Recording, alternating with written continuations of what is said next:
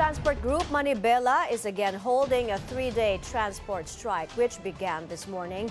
Paolo Barcelon is on the scene for us along the Philcoa area in Quezon City for the latest. Paolo, what is the situation there now? Good afternoon, Mai. It is calm here at the Philcoa area in Quezon City, which was visited earlier by some drivers who are part of Manibela.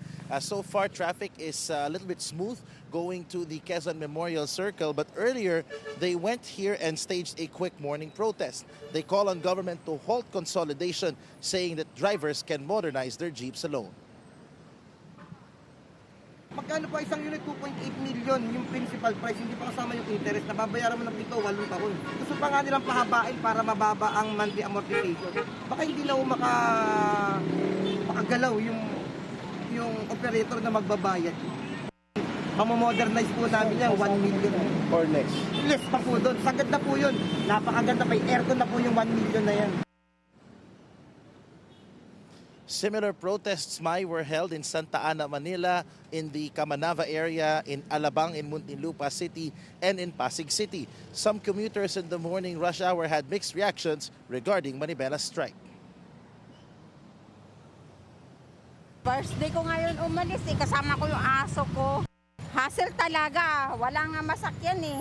Pag walang traffic, mga 30 minutes kaya eh. Pero pag mahirap sumakay katulad nito, mga aabutin ng mga kulang-kulang 1 hour. Authorities say they are prepared to assist commuters. As Metro Manila Police Chief Brigadier General Anthony Aberin says, over 8,000 police officers have been deployed across Metro Manila. Now, Mai Aberin says riots police squads have been deployed to secure public places, transport terminals, and commercial zones. Mai?